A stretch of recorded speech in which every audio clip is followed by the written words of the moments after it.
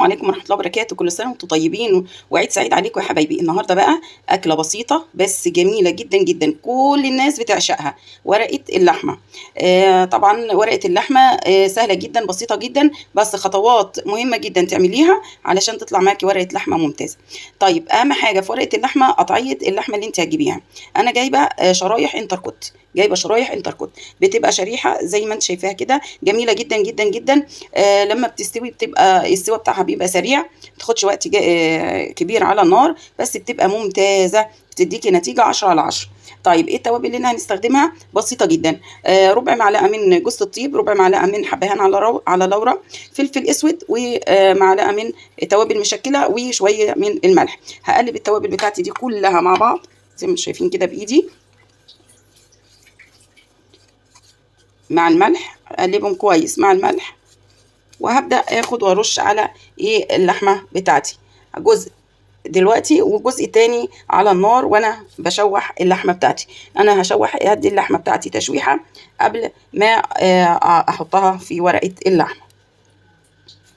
كده انا نص كمية البهارات بالملح رشتها على اللحمة بتاعتي كويس جدا، وهنبدأ بقى نروح على البوتاجاز ونطبق وصفتنا.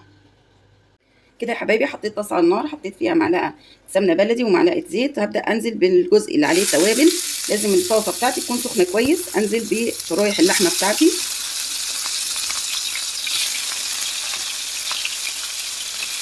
لازم اديها صدمه كويس.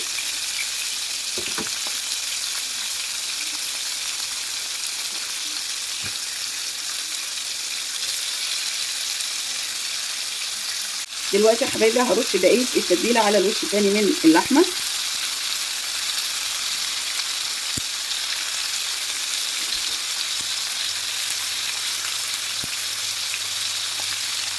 برضو على نار عاليه هتاخد الوش، وبعدين نقلبها على الوش الثاني، وبعد كده نهدي النار شويه عشان ما تتحرقش معانا، بس بعد ما تاخد الصدمه الاولانيه.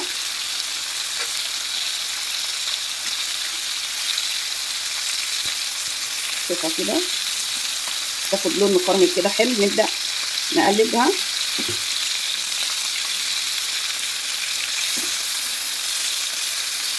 الله على الريحة، الريحة تحفة يا بنات. حتة لحمة ممتازة، حتة اللحمة بتاعت الانتركوست دي حتة لحمة ممتازة. شايفين الكرملة دي هتديني طعم جميل جدا يا حبايبي. ما شاء الله تبارك الرحمن، اللحمه بتاعتي شرايح اللحمه خدت لون تحفه تحفه تحفه تحفه، وعايزه اقول لكم ريحه جباره. هنبدا بقى نطبق ورقه اللحمه بتاعتي. دلوقتي يا حبايبي انا هجهز الخضار اللي بتاع ورقه اللحمه. الخضار اللي انا مجهزاه زي ما انت تحبي بقى، الخضار بالذات تشكيله الخضار اللي تحبيها. اعذروني بس عشان صوتي تعبان شويه، معلش.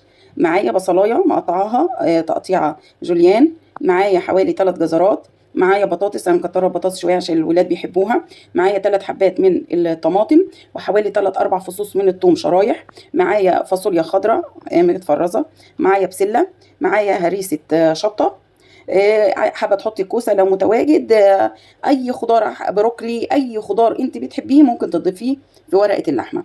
طيب التوابل اللي معايا عباره عن ايه؟ التوابل اللي معايا عباره عن معلقه كمون، فلفل اسود، معلقه من البهارات المشكله، نص معلقه من جوز الطيب، ربع معلقه من الحبهان على لورا، مكعب مرق، ومعلقه ملح. طبعا الملح حسب كميه الخضار اللي معانا. فهبدا انزل بالتوابل بتاعتي على الخضار كله، وهقلبها في الخضار على الخضار كله بدون اي اضافه اي شيء تاني.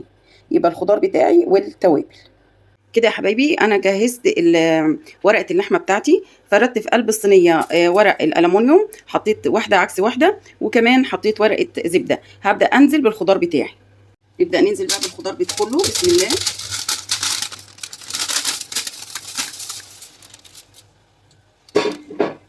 حبايبي نزلت بالخضار، وده السمنه والبهاريز بتاعت اللحمه اللي انا شوحتها فيها، هنزل على الخضار بتاعي كل شويه البهاريز بتاعت اللحمه، وابدا ارص اللحمه بتاعتي عليها كده يا حبايبي. خلاص انا حطيت كمان اللحمه بتاعتي، هبدا اقفل عليها كويس الاول بورق الزبده زي ما انتم شايفين كده،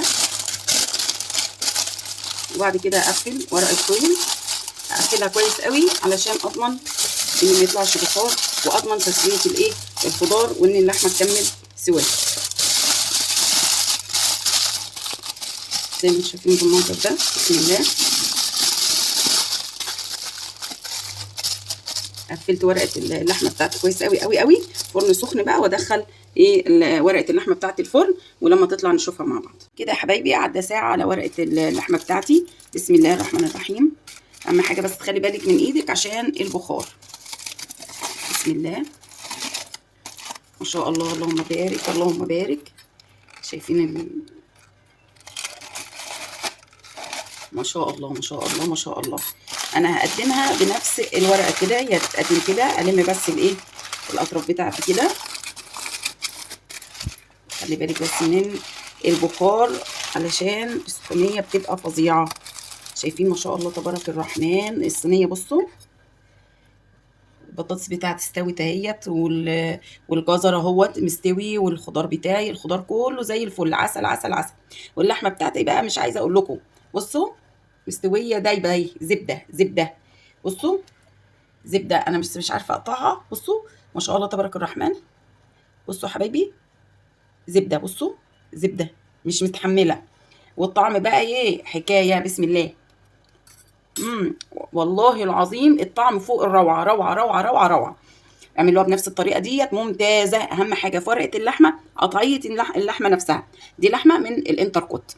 يلا بألف هنا، جربوها وان شاء الله هتعجبكم جدا جدا جدا. وكل سنه وانتم طيبين يا حبايبي. ما تنسونيش لايك وشير وكمان اشتراك، ومع السلامه.